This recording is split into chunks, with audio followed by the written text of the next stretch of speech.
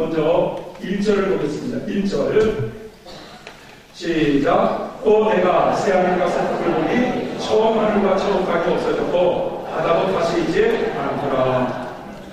자, 사도 요한에게 말이죠, 새하늘과 새 땅을 보여주신 것입니다. 자, 지금 우리가 살고 있는 이 물질 세상이 아닌 새로운 새하늘과 새 땅을 보여주신 거예요.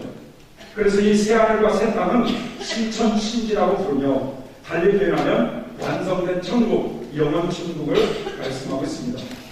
자, 이 완성된 천국은요, 모든 성도들이 부활의 몸을 입고 영생하는 것입니다. 자, 처음 하늘과 처음 땅이 없어졌고 바다도 다시 있지 않더라. 하나님께서 창조하신 이 세상이 천년왕국 시대가 끝날 때까지는 처음 하늘과 처음 땅이었어요. 이해가 되시죠? 천년왕국이 끝날 때까지는 처음 하늘과 처음 땅이었어요. 그러나 이제 천년왕국도 다 끝났기 때문에 이 세상은 하나님의 불로 소멸되어 창조 이전과 같이 없어져 버립니다. 그래서 이 땅의 물질계는 소멸되는 겁니다. 2절입니다. 시작. 또 내가 보니 거룩한 성 예루살렘이 하나님께로부터 하늘에서 내려오니 그 예비한 것이 신부가 남편을 위하여 단장한 것 같더라. 자, 이 거룩한 성, 새 예루살렘 성이 하나님께로부터 하늘에서 내려온다라고 하는 것은 새 예루살렘 성이 이 세상의 물질계에 땅에 내려온다는 그런 의미가 아닙니다. 신천신지의 땅 위에 만들어진다는 거예요. 새 예루살렘 성이 하나님 나라의 하늘나라의 보좌에 계신 그 하나님께로부터 내려오는 것처럼 보이는 것은 하나님께서 그 새 하늘과 새 땅인 신천신지의 땅 위에 직접 만드신다는 것을 의미하고 있어요. 많은 사람들이 착각하기를 말이죠, 새 예루살렘 성이 하나님께로부터 하늘에서 내려온다라고 하니까 마치 이 세상에 만들어지는 것처럼 생각할 수가 있는데, 이미 이 세상의 모든 처음 땅과 처음 하늘과 처음 땅은 어떻게 됐어요? 지금 없어져 버렸어요. 이제 없어져 버렸어요. 처음 땅과 처음 하늘이 없어졌는데 무슨 이 땅에 건설을 하냐 이거예요. 완성된 천국 신천지에서 건설된다 이런 뜻입니다. 그 예비한 것이, 그 새 예루살렘 성을 건설하는 그 성이 얼마나 아름다운지 신부가 남편을 위해서 단장한 것 같더라. 새 예루살렘 성이 얼마나 아름다운 성인지 마치 결혼식장에 나온 신부가 아주 예쁘게 단장하는 것처럼 지극히 아름답다는 것이죠. 이 새 예루살렘 성은 천국에서도 가장 아름다운 도성이에요. 3절 4절입니다. 시작. 내가 들으니 보좌에서 큰 음성이 나서 가되 보라, 하나님의 장막이 사람들과 함께 있으니 하나님이 저희와 함께 도와주시니 저희는 하나님의 백성이 되고 하나님은 친히 저희와 함께 계셔서 모든 눈물을 그 눈에서 씻기시며 다시 사망이 없고 애통하는 것이나 혹하는 것이나 아픈 것이 다시 있지 않게 하니 처음 것들이 다 지나갔음 이러라. 아멘. 천국은 어떤 곳입니까요? 영원한 장막을 예배해 놓으시는 그 하나님께서 주인이 되시고 우리는 그분의 백성으로서 그것은 마귀도 없고 죄도 없고 불행도 없고 행복으로 충만한 세계입니다. 보좌에 계신 어린 양이 되시는 예수님께서 우리의 영원한 목자가 되셔서 생명수를 마실 수 있도록 우리를 인도하실 것입니다. 천국에서는요, 이 땅의 성도들이 당했던 그 모든 아픔을 헤아리셔서 그동안 고통하고 아파하고 상처난 마음을 위로해 주시고 성도들의 눈물을 씻겨주신다고 말씀하고 있습니다. 이 땅에서 우리 성도들이 예수님 믿는 것 때문에 고난을 당할 때 흘리는 눈물이 얼마나 많았습니까요? 그러나 예수님께서는 그 모든 것을 위로해 주시고 성도들의 눈물을 다 씻어주신다고 말씀하고 있어요. 모든 눈물을 그 눈에서 씻겨주시는 하나님. 주 예수 나사렛시는 저 거룩한 곳은 이 땅에 가난과 슬픔 어둠 없는 곳 주께서 나의 눈물을 다 씻어주시네. 주께서 나의 눈물을 다 씻어주십니다. 하나님이 계신 그곳은요, 다시는 사망이 없고 애통하는 것이나 곡하는 것이 아픈 것이 있지 않다고 그랬어요. 슬퍼하여 우는 소리가 없어요. 언제나 기쁨이 있고 언제나 찬양이 넘치고 평안과 은혜가 충만으로 가득한 것입니다. 우리 인간 한 사람 한 사람의 마음을 다 헤아리셔서 우리 각자의 사람의 소원을 충만하게 채워주시는 것이 바로 천국입니다, 여러분. 요한복음 14장에 예수님은 그렇게 말씀하셨어요. 너희는 마음에 근심하구나. 하나님을 믿으니 또 다릅니다. 내 아버지 집에 구할 것이 많구나. 그런 저희는 너희에게 이르렀으리라. 내가 너희를 위하여 처소를 예배로 가느니 가서 너희를 위하여 처소를 예비하면 내가 다시 와서 너희를 내게로 영접하여 나 있는 곳에 너희도 있게 하리라. 예수님께서 만드신 그 천국, 바로 예수 믿는 자들을 위해서 처소가 준비되고 있다는 사실을 굳게 믿으시기 바랍니다. 처음 것들이 다 지나갔습니다. 처음 하늘과 처음 땅에 있었던 것들이 이제는 다 사라졌다는 의미입니다. 5절에서 7절입니다. 시작. 보좌에 앉으심이가 가라사대 보라 내가 만물을 새롭게 하노라. 또 가라사대 이 말은 신실하고 참되니 기록하라 하시고 또 내게 말씀하시되 이루었도다. 나는 알파와 오메가요 처음과 끝이라. 내가 생명수 샘물로 목마른 자에게 값없이 주리니 이기는 자는 이것들을 유업으로 얻으리라. 나는 저의 하나님이 되고 그는 내 아들이 된다. 아멘. 자, 이 말씀에 쳐보세요. 보호자에 앉으시는 하나님께서요, 완성된 천국인 신천신지에서 이 세상의 만물과는 다르게 새로운 만물을 재창조해 주신다는 거예요. 누구를 위해서요? 하나님의 백성들을 위해서 새롭게 만물을 창조해 주신다는 겁니다. 하나님께서 이 물질계에 인간을 창조해 주시고 인간이 누리고 살아갈 수 있는 만물을 창조해 주신 것처럼 이제 모든 물질계가 사라지고 저 영원한 하나님의 나라에서 하나님의 백성들이 영원히 즐겁고 기쁘게 살아갈 수 있는 새로운 만물을 새롭게 조성해 주시는데 그것이 바로 만물들을 그 천국에 맞게 새롭게 재창조해 주신다, 그런 뜻입니다.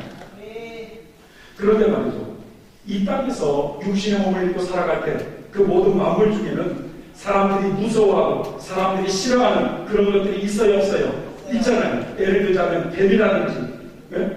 징글징글하게 생기는 뭐 이상한 거 있잖아요. 이런 거 있잖아요. 사람들이 싫어해요, 그런 만물들은. 그런데 여러분, 천국에는 성도들이 하나 같은 거 싫어 하면서 이렇게 생각할 수 있는, 인간들에게, 성도들에게 혐오감을 줄 수 있는 그런 모든 만물들은 다 창조하지 않으시는 거예요.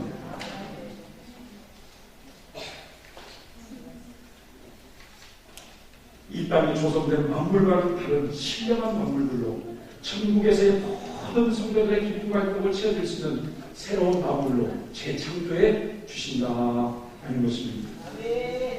뿐만 아니라 하나님께서 그 신천신지에 들어오는 모든 성도들을 위해서 생명수 샘물을 값없이 마실 수 있도록 준비해 주신다는 겁니다. 내가 생명수 샘물로 목마른 자에게 값없이 주리니 라고 했습니다.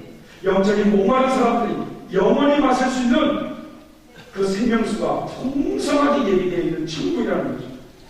그 생명수는 예수 그리스도의 십자가의 희생의 값으로 지불하셨기 때문에 값없이 마실 수가 있는 거예요. 자, 그런데 여기서 중요한 말씀은 이기는 자는 이것들을 뭘로 준다고 했어요? 유업으로 주신다고 했어요. 이게 무슨 말이냐? 생명수 샘물을 유업으로 얻은 사람들은 누구예요, 지금? 이기는 자들이라는, 이기는 자들. 이 말의 뜻은요, 이 말의 뜻은 하나님께서 만물을 새롭게 재창조해 주시고 생명수가 풍성하게 예비된 그 신천지의 천국 자체를 누구에게 주어버리겠다는 거예요? 이기는 자에게 주신다는, 이기는 자에게. 교회 시대에 이신 분들 14만 4천 명 이분들에게 천국에서 세세토록 왕노로 타는 권세를 주실 뿐만 아니라 천국 자체의 기록을 주셔버리는 거예요. 어린 양의 아내 되신 예수님의 신부들에게 그것을 주셔버린다는 겁니다, 여러분. 그래서 여러분, 어린 양의 신부들, 바로 이 교회 시대에 이신 분들이 천국의 주인공들의 주인공들. 믿습니까, 여러분? 그러기에 성경은 계시록 22장 17절에 뭐라고 말씀합니까? 성령과 신부가 말씀하시기를 오라 하시는도다. 너희 목마른 자들은 다 오라 라고 하면서 신부들이 초청하고 있어요. 신부들이 성령과 어린 양의 신부 14만 4천 명 이분들이 목마른 자는 누구든지 와서 생명수를 마시라고 초청하고 있습니다. 이것은 하나님께서 신천지 만국으로 들어가서 살게 되는 성도들을 하여금 생명수 샘물을 유업으로 얻은 이긴 자들 14만 4천 명을 통해서 생명수를 공급받을 수 있도록 그렇게 하셨다는 겁니다. 그럼 여러분, 교회 시대 이긴 자들, 이분들이 얼마나 위대한가. 그분들이 초청하지 않으면 만국 성도들은 초청되지 않는다는 겁니다. 그래서 우리가 마태복음 13장에 보면 겨자식을 하든지 이럴 때 말이죠. 그 장성한 겨자나무가 되면 그 어린 성도들을 거기에 어떻게 된다고 했어요? 깃들이게 하신다고 했죠. 깃들이게. 그래서 사실 저와 여러분들은 아무리 어떤 능력을 갖고 그래도 광야 성도들은 하나님께서 보시기에는 불완전한 성도예요. 하나님의 생명을 거듭나야 신앙의 어른이 되는 것이고 이때부터는 내세의 능력을 받아서 하나님의 위대한 일을 하게 되어 있어요. 그분들이. 그것은 인간의 능력이 아닙니다. 하나님께서 부어주시는 능력으로 행하는 거예요. 잘 아셔야 돼요. 교회 시대의 이신분들, 이분들이 천국의 기업을 물려받은 사람들이라는. 그래서 이 교회 시대의 이신분들이 얼마나 위대하시냐니까, 그분들은 말이죠, 예수님이 어떤 분이신가를, 신앙생활이 어떤 것인가를, 예수님을 사랑하는 것이 어떤 것인가를 우리에게 보여주신 분이시다. 친히 보여주신 분. 우리가 구체적으로 예수님을 어떻게 살아야 되는가, 이런 걸 잘 모르잖아요. 앞서 우리의 신앙의 거장들이 그런 길을 다 걸어가면서 예수님을 사랑하는 것이 어떤 것인가를 보여주셨어요. 그래서 말이죠, 저 가톨릭이나 이런 데서는요, 그분들이 살았던 그런 것을 말이죠, 그분들의 삶은 그 삶을 기리기 위해서, 그 신앙을 기리기 위해서 성지를 만들자면 성지. 네? 예를 들자면 김대건 신부님이 말이죠, 어디서 잠깐 쉬었다 갔다 하면은 거기도 성지를 만들어요. 어디서 갔다 잠깐 쉬었다 가는 그 자체도. 왜냐? 거룩한 사람이 그 잠깐 들린 그곳이 성지가 되어버리는 거예요. 거룩한 땅이 되는 거예요. 쉽게 말하면 예수님도 거룩한 분이셔서 예수님이 어디에 앉아있으면 그가 거룩한 자리가 되는 것처럼 그런 분들이 앉아있는 그 자리가 성지가 되는 거예요. 믿습니까, 여러분? 믿습니까?